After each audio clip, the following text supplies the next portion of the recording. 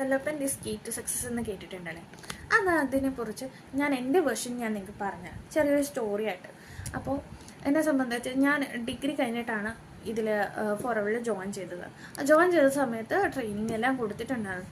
എന്നാലും ഒരു starting trouble ഉണ്ടാവും. അതുപോലെ സ്റ്റാർട്ടിങ് ട്രബിൾ എനിക്കുണ്ടായിരുന്നു. എനിക്ക് ഭയങ്കര കമ്മ്യൂണിക്കേറ്റ് ചെയ്യാൻ ഭയങ്കരമായിട്ടുള്ള പ്രോബ്ലം ഉണ്ടായിരുന്നു. സ്ട്രേഞ്ചർ വരുമ്പോഴൊക്കെ എനിക്ക് പേടിയായിരുന്നു മിണ്ടാനൊക്കെ. അത്രയ്ക്കും ഇതായിരുന്നു എനിക്ക്.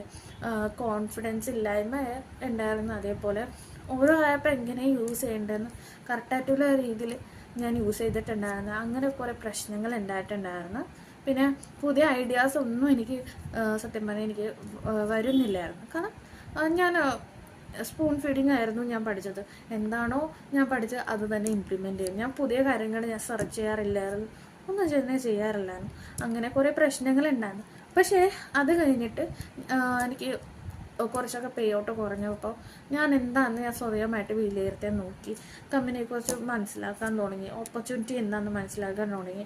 ഇതിൻ്റെ അപ്പം ഞാൻ വേറെ കോഴ്സും ചെയ്യുന്നുണ്ടായിരുന്നു. അപ്പോൾ അതും ഇതും കൂടെ കുറച്ചൊക്കെ എനിക്ക് ബുദ്ധിമുട്ടാകാൻ തുടങ്ങിയിട്ടുണ്ടായിരുന്നു. അങ്ങനെ 2-3 മാസം ഞാൻ ബ്രേക്ക് എടുത്തിട്ടുണ്ടായിരുന്നു.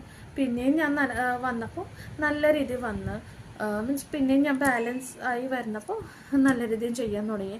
അങ്ങനെ ഓരോ കാര്യങ്ങൾ പഠിച്ച് വന്നപ്പോൾ എനിക്ക് കമ്മ്യൂണിക്കേറ്റ് ചെയ്യാൻ അറിയാൻ പറ്റി. അതേപോലെ വേറെ ന്യൂ ആപ്ലിക്കേഷൻ യൂസ് ചെയ്യാൻ തുടങ്ങി. ഇപ്പോൾ ത്രെഡ്സ് ആയാലും യൂട്യൂബ് പോലും എനിക്ക് അറിയില്ലായിരുന്നു യൂസ് ചെയ്യാനായിട്ട്.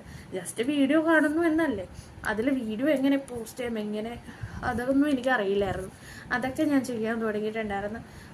ലിങ്ക്ഡിൻ എന്ന ആപ്പ് എന്താണെന്ന് അറിയാൻ തുടങ്ങി. അങ്ങനെ ഓരോ ആപ്പിനെ കുറിച്ച് അറിയാൻ തുടങ്ങി. അതേപോലെ ഈ ഒരു ഓപ്പർച്യൂണിറ്റി എത്രത്തോളം നമുക്ക് ബെനിഫിറ്റ്സ് തരുന്നു, അതിൽ എന്തൊക്കെ മീൻസ് ഇപ്പോൾ ആൾക്കാരെ പറഞ്ഞ നെഗറ്റീവ് വീഡിയോ പോസിറ്റീവ് വീഡിയോ, എന്തുകൊണ്ട് നെഗറ്റീവ് വീഡിയോ വരുന്നു, എന്തുകൊണ്ട് പോസിറ്റീവ് എന്തൊക്കെയാണെന്ന രീതിയിൽ ഞാൻ കുറേയൊക്കെ ഡിസ്കവർ ചെയ്യാൻ തുടങ്ങി.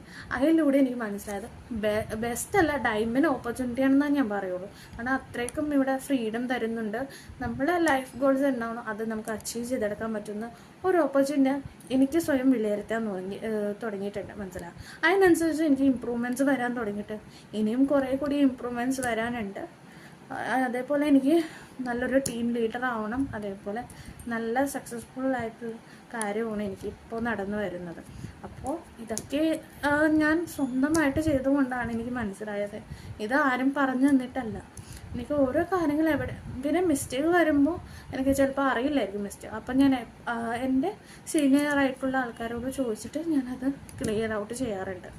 പിന്നെ നമുക്ക് സോഷ്യൽ മീഡിയ ഉണ്ടല്ലോ, എന്താണ് മിസ്റ്റേക്ക് എന്ന് നമുക്ക് തന്നെ തിരിച്ചെന്ന് കണ്ടുപിടിക്കാവുന്നേ ഉള്ളൂ. മനസ്സിലാവും. അപ്പോൾ ഇതൊക്കെയാണ് എൻ്റെ ലൈഫിലുണ്ടായിരുന്നുള്ള സെൽഫ് ഡെവലപ്മെൻറ്റ്. ഇതേപോലെ നിങ്ങൾക്കും ഉണ്ടാവില്ല എന്തെങ്കിലും സെൽഫ് ഡെവലപ്മെൻറ്റ് ചെയ്യാനുള്ളത്. അപ്പോൾ നിങ്ങൾക്കും അങ്ങനെ സെൽഫ് ഡെവലപ്മെൻറ്റ് ചെയ്തിട്ട് നല്ലൊരു സക്സസ് കരിയർ നിങ്ങൾക്ക് നോക്കുന്നുണ്ടെങ്കിൽ നിങ്ങൾ എന്നെ കോൺടാക്റ്റ് ചെയ്താൽ മതി. കോൺടാക്റ്റ് നമ്പർ ഞാൻ തരാം. അതിൽ കോൺടാക്റ്റ് ചെയ്ത് കഴിഞ്ഞാൽ ഞാൻ ഈ ഒരു ഓപ്പർച്യൂണിറ്റി പറ്റി പറയാം. അതേപോലെ നിങ്ങൾക്ക് എങ്ങനെയൊക്കെ നിങ്ങൾക്ക് ഫിനാൻഷ്യലി ഗ്രോ ചെയ്യാൻ പറ്റുമെന്ന രീതിയിലും ഞാൻ പറഞ്ഞുതരാം. അപ്പോൾ thank you for watching. See you in next video.